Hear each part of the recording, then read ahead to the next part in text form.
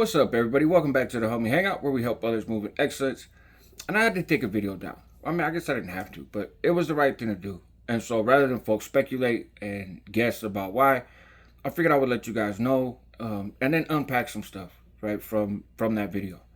So, I did a video a couple days ago about my brother going SNY in prison, and kind of how that transpired, and then he called me, and that was one of the things that I kind of hoped would happen. And and he was upset. He was kind of hurt at how he felt I had characterized him in some ways, and it's understandable, right? I get where he's coming from. I veered outside of boundaries that I've been pretty consistent with since I came on YouTube, which is not just diving into people's personal lives. I will, people looking for attention, right? Rappers, entertainers, people that come on podcasts and tell stories. Then yeah, I'll give you the attention you're looking for, and maybe have some feedback and cases or things happening in prison, or crimes or whatever. I talk about all that. But even then, I don't dig into those people's personal stories, right? I just talk about what's out there, right? What's public. And I stepped outside of that when it comes to my brother. And so, putting myself in his shoes, he just got out a few months ago, and he's trying to put the pieces together, and put one foot in front of the other. The resources that are alleged to be available for everybody getting out of prison these days with this whole rehabilitation thing, that doesn't always come through. A lot of that is smoke and mirrors. And so, he's doing his thing, and we had a great conversation, talked for like an hour. And I talked to him a lot when he was incarcerated, and talked to him the day he came home. But then within those first few days, we kind of lost touch. And I would have called him and asked him about doing a video, but I didn't have a way to get a hold of him. And so the silver lining in all of this is, that we're reconnected, and we're in touch. So that's good, right? And I look forward to seeing him in person soon. But I get where he was coming from. He's out there doing his thing, and all of a sudden, folks are getting at him. Hey, bro, talking about you on YouTube. You're on YouTube. You're on YouTube. And he didn't sign up to be on YouTube. I come on here, I share my stories, and I share my experiences, and I make myself available for public scrutiny. But that doesn't mean that everybody around me does. And I'm normally pretty good about that. And so I kind of dropped the ball on this one. But it wasn't intended to be a profile on him. There was a lot of stuff I could have said. One, I'm not trying to put law enforcement, a target on his back in terms of his past activities and that kind of stuff. So I held off on some things. And in doing so, maybe it presented a lopsided picture, right? Or a tainted picture. And like I said, I get that. But it wasn't supposed to be so much about him. It was using him as an example to show kind of an evolution in my mindset, right? Or a different perspective on things. I did my time GP, right? Everybody knows that from beginning to end. And that doesn't make me cool or make me tough or make me anything. It just is what it is. And I hear from folks, especially people out of state, like, damn, the politics seem so strict and so rough and this and that. Man, I wasn't listening to my mama in the streets, and I wasn't, listening to the teachers, and I wasn't listening to law enforcement. I'm not going to go to prison and have another man dictate my program. And I get that, and I feel like my brother was an example of that. And so I still want to sort of unpack some stuff, right, about this whole SNY thing and what my thoughts are around it. But I'm going to do it more generically, not specific to him and his story, but just kind of overall. There are people in the streets who are like that, right? Alpha males who, they're not cowards. There's no quit in them. They're not laying it down. They're not tucking and running. They didn't fail the mission, right? Any of that. They just want to stand on their own too. And they did that on the streets. And so they go to prison, and they do that in prison too. And in particular, when you're talking about raza, that doesn't work in the general population in California, right? You don't get to run your own program. That's just the reality. And so those folks wind up going SNY, and I'm not here to cap for SNY. There's a stigma attached to those yards, and in some sense, rightfully so, because people with weird charges, tattletales, that sort of thing. Yes, that's where they go, and And so I'm not trying to soften the image, right, of those yards. And things are a little different. Now you got non-designated yards and stuff. It's more complicated, but I'm coming from the perspective of how prison was when I was in there. And there are people over there, though, and there's folks that do kind of fail the mission, if you will, right? People who come to prison and attempt to play that game, get into the politics, be that guy, and then they don't make it, right? For whatever reason. They get tired of it. They get asked to do something they're not willing to do. They get dirty politic. The power goes to their head and they get held accountable. Whatever the case may be, they wind up folding and leaving and going to the SNY. And folks can think about that whatever they want. But again, there are those who just weren't with the reindeer games from jump. And that's where they go. And so they don't walk around with their head down, based on this SNY label. And in talking to some of them, it's kind of like, look, yeah, there's people over here with bad charges. And you hear it on the internet. This SNY GP thing has a life of its own on the internet. And that's what I'm kind of trying to sort of speak to. In real life, it is what it is, but on the internet, it's something different almost. And, oh, bro, you was over there with people with bad charges and this and that. And yet you talk to some of the folks that do their time on SNY, and it's like, look, I'm not putting my cape on and running around and getting off on everybody for what they went to prison for. That's not my business. I don't have any control over who the California Department of Corrections chooses to put on this yard. I have control over who's in my cell, and I'm not celled up with no weirdos. I'm checking paperwork with them. I have control over who I choose to talk to and spin a lap on the track with, and I'm not doing that with no weirdos or whatever. But other than that, man, that's their business. And that's not my job. But it's not my job to clean up this yard. It's my job to do my CDC number and do my time and then go home, right? Or, whatever the case may be, stay here forever if you're a lifer.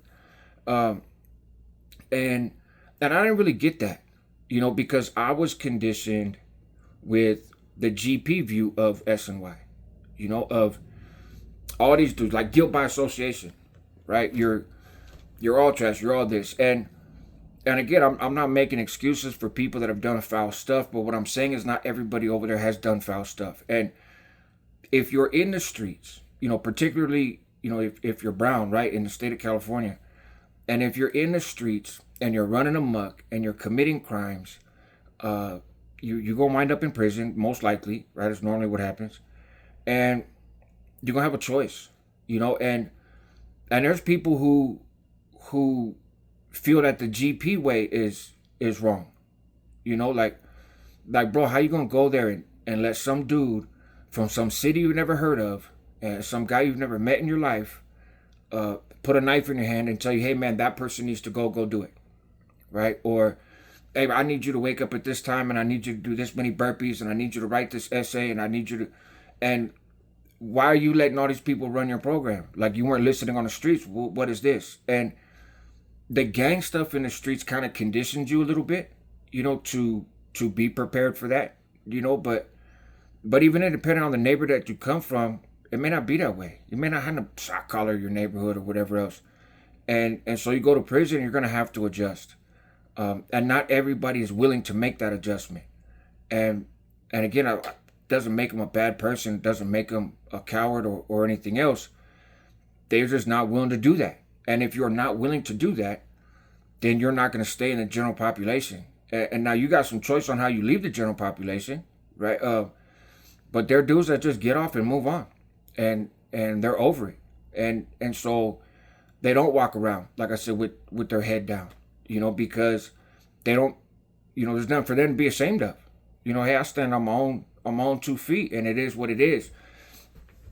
And so it's just something I think for those in the streets to be mindful of. They're going to face that choice. And in the general population, there is no independence. Folks will argue that there's a lot of telling that happens on the GP yards. And I'm not here to bash GP folks or active folks or anything either. Of course, like I identify more with that than I do kind of with the SNY mentality. But if you're told to do 100 burpees and somebody's watching, the homeboy's posted up, man, you only did 98. And he goes and tells the authority, that's telling, right? If we look at snitching as telling an authority figure with the hopes of getting somebody else in trouble, whether that authority figure is the cops or it's the dude with the keys to the yard, is still an authority figure, right? And you're going to tell that, hey man, he didn't do the burpees he was supposed to. What are you gonna do about that, right? Or, man, I got off of work and I was walking to the cell and I peeped into the homeboy's house and he was sleeping, man. He was taking a nap and it wasn't bar locking, and he didn't have a cellie, so it's unacceptable. What are you gonna do about it? They're still telling, and I'm not saying that everybody over on GP and to be active means you're telling it. Again, I get that mindset. In my time, we really were more a mindset of make a homie instead of break a homie. If somebody came to me and was like, hey bro, homeboy only did 98 burpees and he had DP'd, he was supposed to do 100. My response would be, hey, why are you telling me this? Like, what's your incentive to tell me? You got some kind of issue with dude. You jealous he gets a little more canteen, or like, are you politicking on him and trying to use me? So that would be my first thing. What is your incentive to tell me that this person did 98 burpees instead of 100? But then I would get at homeboy and be like, look, bro, you shortchanging yourself. You're cheating yourself, homie. These days, something like that happens, you could mess around and get whacked, right, over it. And that's a slight exaggeration, but also not necessarily. Depends on your track record and how the homeboys feel about you. And if they're looking for a reason, that can be the reason. But my approach would not be to remove them and get rid of them. It's like, you're my homeboy, man. I got love for you, and I'm trying to build you up. So, like, bro, why are you, again, you cutting corners on this? If you cut corners on this, what else are you going to cut corners on? If you're taking shortcuts on these burpees, what's to stop you from taking shortcuts in some other way? And you expect all of us to be on our A game and to be on point and to be at our best. Well, that expectation goes both ways, homie. And you're not doing that, right?